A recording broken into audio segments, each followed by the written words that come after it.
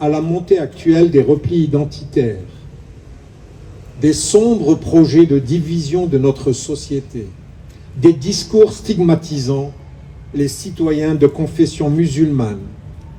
L'exemple de l'imam Abdelkader Mesli rappelle que nous, musulmans de France, avons offert à notre pays, la France, des bâtisseurs de paix et de prospérité, et en offriront encore grâce aux nouvelles générations.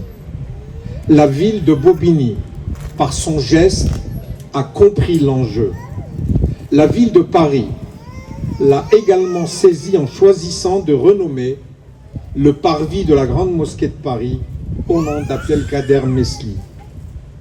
Mesdames et messieurs, en ce moment d'émotion et de souvenir, je veux appeler la République à renouveler sa reconnaissance, à valoriser les contributions de nos concitoyens musulmans, à privilégier tout ce qui nous relie pour vaincre ce qui nous sépare.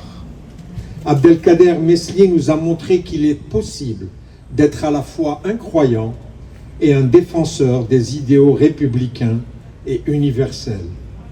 Lui rendre hommage, c'est affirmer une mémoire commune, c'est écrire le futur avec l'héritage de ceux qui ont tendu la main quand le monde se refermait.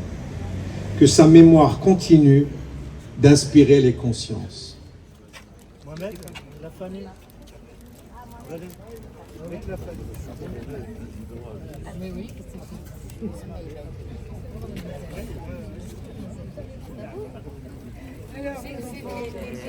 c'était un grand homme et qui a eu un rôle extrêmement singulier pendant la Deuxième Guerre mondiale, à l'époque où il était imam à la mosquée de Paris, avec M. Ben Gabrit. Ils ont contribué au sauvetage de familles juives, notamment en délivrant des faux papiers à des familles juives pour attester qu'elles étaient de confession musulmane et les faire sortir de Paris.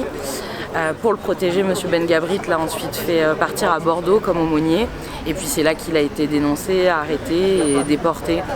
Donc voilà, c'est des histoires importantes à garder en mémoire pour tout le monde, les petits comme les grands, les jeunes comme les vieux. Il ne faut pas oublier, il faut se rappeler qu'il y a eu aussi ce genre de grand homme. On est fiers d'inaugurer une rue Abdelkader Mesli qui a été résistant, déporté, imam de la mosquée de Bobigny, et qui a sauvé de très nombreux juifs dans les années 40-44. Et en plus de cela, la famille Mesli, c'est une famille qui est sur le département de la Seine-Saint-Denis depuis de très nombreuses années, et notamment à Bobigny, dont le fils Mohamed Mesli a travaillé pendant plus de 40 ans au service des Balbiniens et des Balbiniennes, et nous sommes très fiers aujourd'hui d'avoir reçu le recteur de la mosquée de Paris, de très nombreuses personnalités, des associations de la ville et les habitants pour ce moment de mémoire qui nous rappelle également l'engagement des gens de la communauté issue de l'immigration algérienne, notamment pour la libération de la France. Voilà, donc merci à eux et surtout merci à tous ceux qui ont fait en sorte que ce moment soit un moment important pour la reconnaissance aussi de ceux qu'on appelait à l'époque les indigènes.